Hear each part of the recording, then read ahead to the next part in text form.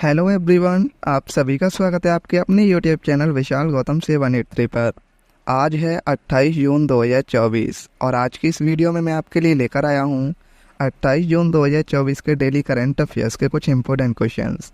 अगर आप किसी भी एग्जाम की तैयारी कर रहे हैं तो ये वीडियो आपके लिए काफ़ी ज़्यादा इम्पोर्टेंट रहने वाली है। अगर आप इस चैनल पर पहली बार आए हैं तो चैनल को सब्सक्राइब कर लीजिए और साथ ही बेल आइकन को भी ऑल पर प्रेस कर लीजिए, ताकि जब भी मैं कोई नई वीडियो अपलोड करूं तो सबसे पहले आप उस वीडियो को देख पाएँ। और आज की इस वीडियो की पीडीएफ फाइल आपको हमारे टेलीग्राम चैनल पर मिल जाएगी और टेलीग्राम चैनल का लिंक आपको इस वीडियो के डिस्क्रिप्शन में मिल जाएगा, तो आप वहां से इस टेलीग्राम चैनल को ज्वाइन कर सकते हैं। तो चलिए चलते हैं आज के अपने टॉपिक की ओर। तो पिछली वीडियो में हमने जाना था वैश्विक ऊर्जा संक्रमण सूचकांक 2024 में भारत का कौन सा स्थान है। तो सही आंसर है 63वां स्थान। विश्व वर्षावन दिवस 2024 कब मनाया गया है? 22 जून को। गिद्धों की एशियन किंग प्रजाति के लिए दुनिया का पहला जटायु संरक्षण और प्रजनन केंद्र कहाँ स्थापित किया गया है? तो ये किया गया है उत्तर प्रदेश के महाराजगंज में। जून 2024 में किसे भारत की पुरुष और महिला रग्बी टीमों का मुख्य कोच बनाया गया है? सही आंसर है वैशाली सेरेवी को। जून 2024 में उड़ीसा विधानसभा का अध्यक्ष किसे नियुक्त किया गया है? तो किया गया है ये सुरमा पाड़ी को। जून 2024 में ईरान के IRGC सैन्य बल को आतंकवादी संगठन किस देश द्वारा घोषित किया गया है? कनाडा को। स्टीफन अवज्ञान मेमोरियल 2024 का खिताब किस भारतीय खिलाड़ी ने जीता है? अर्जुन एरिगेसी ने। भारत के नए स्वास्थ्य और परिवार कल्याण मंत्री कौन बने हैं? JP नड्डा। 2024 में राष्ट्रीय महिला आयोग द्वारा सर्वाधिक शिकायतें किस राज्य से प्राप्त की गई हैं? उत्तर प्रदेश राज्य से। State of global air report 2024 के अनुसार वायु प्रदूषण से होने वाली मौतों में भारत का वैश्विक स्तर पर कौन सा स्थान है? दूसरा। जून 2024 में किस उच्च न्यायालय ने सार्वजनिक रोजगार में ट्रांसजेंडर व्यक्तियों के लिए 1% आरक्षण सुनिश्चित करने का निर्णय लिया है? सही आंसर है कलकत्ता उच्च न्यायालय। जून 2024 में लोकसभा में अस्थायी अध्यक्ष के रूप में किसे नियुक्त किया गया है? भर्तृहरि महताब को। विश्व संगीत दिवस यानी वर्ल्ड म्यूजिक डे 2024 कब मनाया गया है? 21 जून को। भारत के किस क्षेत्र में डबल सन हेलो नामक एक दुर्लभ खगोलीय घटना देखी गई है? लद्दाख में। जून 2024 में हिंदी साहित्य सम्मेलन कहाँ आयोजित किया जाएगा? तो ये किया जाएगा उड़ीसा के कोरापुट में। तो अब हम आते हैं आज के अपने प्रश्नों की ओर और आज का हमारा पहला क्वेश्चन है, किसे भारत इलेक्ट्रॉनिक्स लिमिटेड यानी BEL के अध्यक्ष और प्रबंध निदेशक के रूप में नियुक्त किया गया है?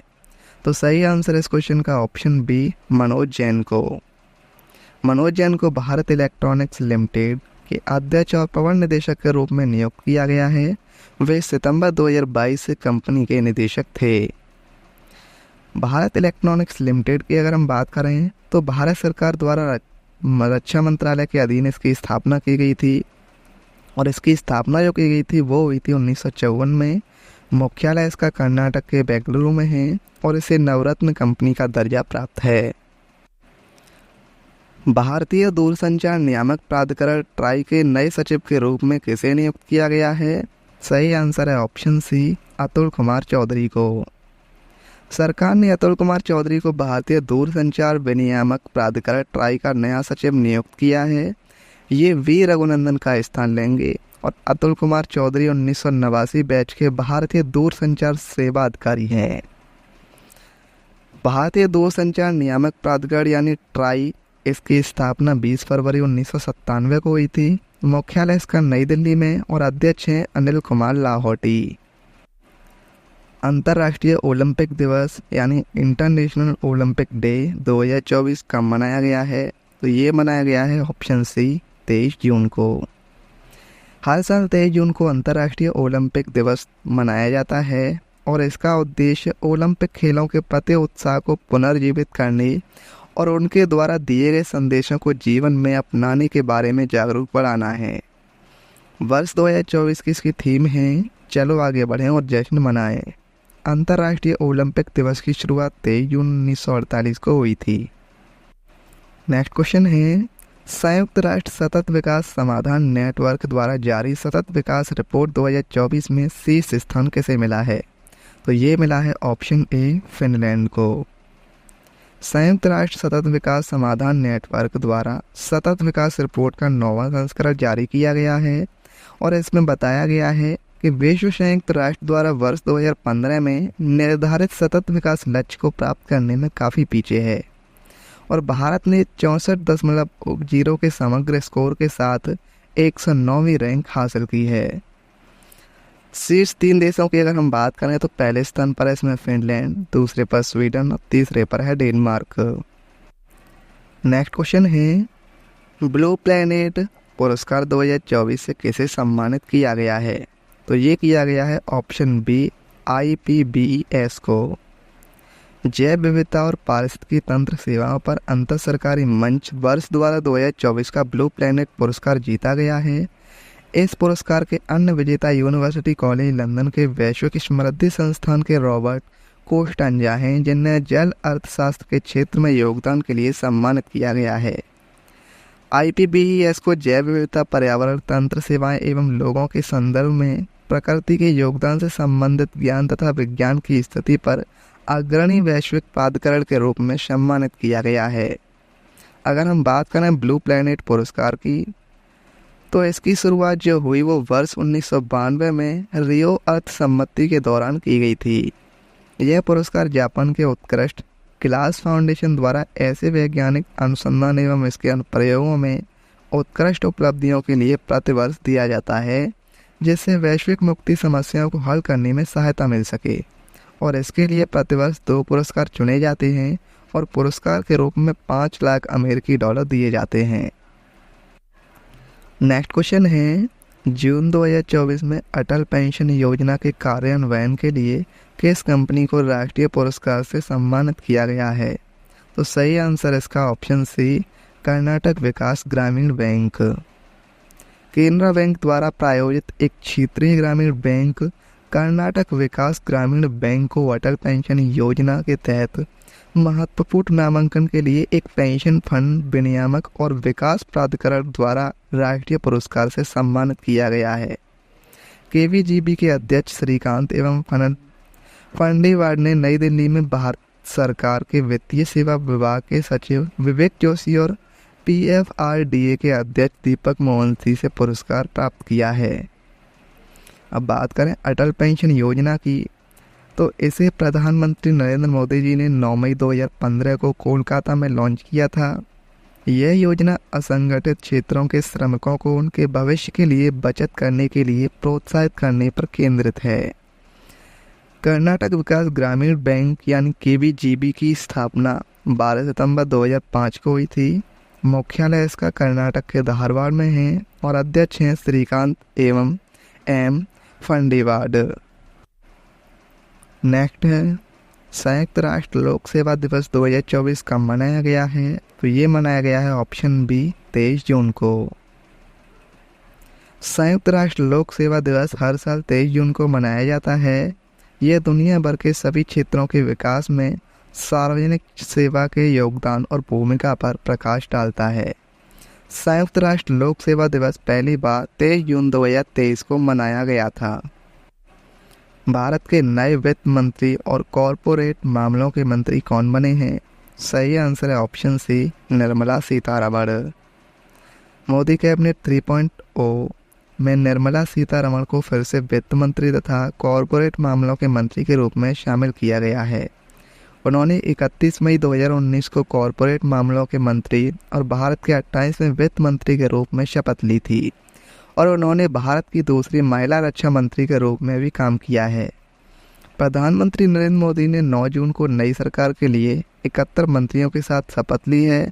इनमें से 30 को कैबिनेट मंत्री, 5 को स्वतंत्र प्रभार वाले राज्य मंत्री और 36 को राज्य मंत्री बनाया गया है। जून 2024 में केंद्रीय मंत्रिमंडल द्वारा घोषित आर्थिक निर्णयों के तहत किस राज्य में वधावन बंदरगाह का निर्माण किया जा रहा है? सही आंसर इस क्वेश्चन का ऑप्शन सी महाराष्ट्र। केंद्रीय मंत्रिमंडल ने महाराष्ट्र के पालघर जिले के वधावन में एक नए प्रमुख बंदरगाह के विकास को मंजूरी दे दी है। 76,220 करोड़ रुपए की अनुमानित लागत वाले ग्रीनफील्ड डीप ड्राफ्ट बंदरगाह का उद्देश्य समुद्री बुनियादी ढांचे को बढ़ाना है और भारत की आर्थिक वृद्धि और व्यापार क्षमताओं में महत्वपूर्ण योगदान देना है। और यह परियोजना हर साल 298 मिलियन मीट्रिक टन तक का संचालन करेगी। 18वें मुंबई अंतर्राष्ट्रीय फिल्म महोत्सव 2024 का आयोजन किसके द्वारा किया गया है? तो ये किया गया है केंद्रीय सूचना एवं प्रसारण मंत्रालय। 18वें मुंबई अंतर्राष्ट्रीय फिल्म महोत्सव का आयोजन मुंबई में केंद्रीय सूचना एवं प्रसारण मंत्रालय द्वारा आयोजित किया गया और राष्ट्रीय फिल्म विकास निगम द्वारा कार्यान्वित किया गया।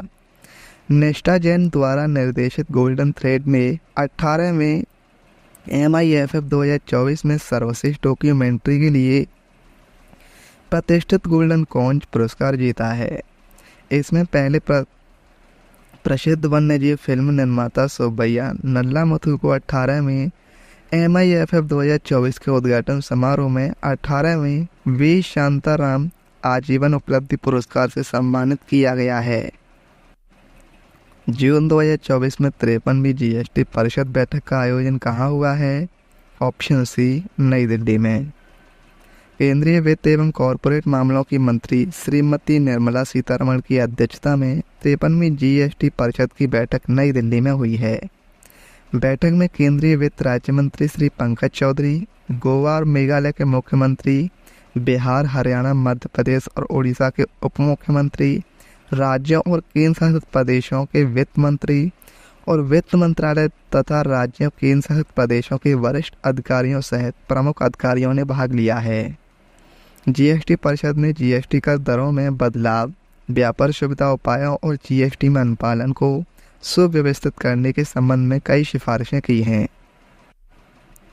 जून 2024 में भारत की स्वास्थ्य प्रणाली को मजबूती प्रदान करने के लिए $170 मिलियन का ऋण किसने प्रदान किया है? तो ये किया है ऑप्शन ए, एशियाई विकास बैंक ने। एशियाई विकास बैंक ने भारत के लिए $170 मिलियन यानी 1,418 करोड़ रुपए से अधिक के ऋण को मंजूरी दे दी है। नीति आधारित ऋण का उद्देश्य देश की स्वास्थ्य प्रणाली को बेहतर बनाना है। ADB बैंक के अनुसार यह ऋण लचीले और परिवर्तनकारी स्वास्थ्य प्रणालियों के लिए मजबूत और मापनीय कार्यों का हिस्सा है, जिसे भारत सरकार के समर्थन के लिए डिजाइन किया गया है। एशियाई विकास बैंक यानी ADB इसकी स्थापना 19 दिसंबर 1966 को हुई थी। इसका मुख्यालय मनीला, फिलीपींस में है और अध्यक्ष हैं मासात्सुगो असाकावा। हाल ही में किस राज्य में जहरीली शराब पीने से कम 38 लोगों की मौत हो गई है? तो सही आंसर है इसका ऑप्शन ए, तमिलनाडु में। तमिलनाडु के कल्लाकुरिची में जहरीली शराब पीने से कम 38 लोगों की मौत हो गई है और 82 लोगों को अस्पताल में भर्ती कराया गया है। कारण है इसका नकली शराब में नशे के प्रभाव को बढ़ाने के लिए मेथिनॉल होता है और मेथिनॉल विषाक्तता का इलाज रक्त से मेथिनॉल को हटाने के लिए एथेनॉल या फोमेपिजोल और डायलिसिस से किया जा सकता है। तमिलनाडु की राजधानी चेन्नई है। मुख्यमंत्री M.K. स्टालिन हैं और राज्यपाल हैं R.N. रवि। नेक्स्ट क्वेश्चन है, हाल ही में किस देश के 5,400 से अधिक शरणार्थी मणिपुर के नागा जिले में शरण चाहते हैं? सही आंसर है इसका ऑप्शन सी, म्यांमार। म्यांमार के शरणार्थी नवंबर से अस्थायी बस्तियों में रह रहे हैं। नगा संगठनों का कहना है कि काल्पनिक खतरे की आशंका नगा गांवों में बहक का माहौल पैदा कर रही है और शरणार्थियों की वापसी और असम राइफल्स को हटाने की मांग कर रहे हैं। म्यांमार, इसकी राजधानी नेपिडो है, यानी इसे नेपिडो बोल सकते हैं। मुद्रा है क्यात और राष्ट्रपति हैं you win Myint. Next question है, ब्रिक्स गेम्स 2024 का आयोजन किस देश में किया जा रहा है? तो ये किया जा रहा है ऑप्शन बी, रूस में। ब्रिक्स खेलों का आयोजन रूस के कजान में 12 जून से किया जा रहा है। इन खेलों में भारतीय महिला और पुरुष टेनिस टीम ने कांस्य पदक जीता है। यह एक अंतर्राष्ट्रीय बहुखेल प्रतियोगिता है जिसमें आर्थिक संघ ब्रिक्स से जुड़े देश भाग लेते हैं और ब्रिक्स 5 देशों का समूह है और पहले इसे ब्रिक के नाम से जाना जाता था, लेकिन 2010 में दक्षिण अफ्रीका के शामिल होने पर ब्रिक्स नाम बदल गया। इसकी स्थापना 2006 में हुई थी और मुख्यालय शंघाई चीन में। और ब्रिक्स के सदस्य देश हैं ब्राज़ील, रूस, भारत, चीन और दक्षिण अफ्रीका। 5 नए सदस्य हैं मिस्र, इथियोपिया, ईरान, सऊदी अरब और संयुक्त अरब अमीरात। अब बात करें हम स्टैटिक जीके की, तो भारतीय संविधान की प्रस्तावना में सम्मिलित स्वतंत्रता, समानता एवं बंधुत्व का सिद्धांत किस देश से लिया गया है?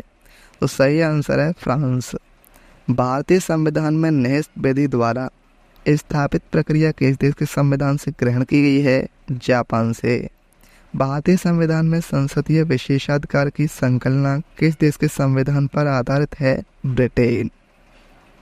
भारत के संविधान में सम्मिलित मूल अधिकार किस देश के संवैधानिक प्रावधानों से प्रेरित है? संयुक्त राज्य अमेरिका।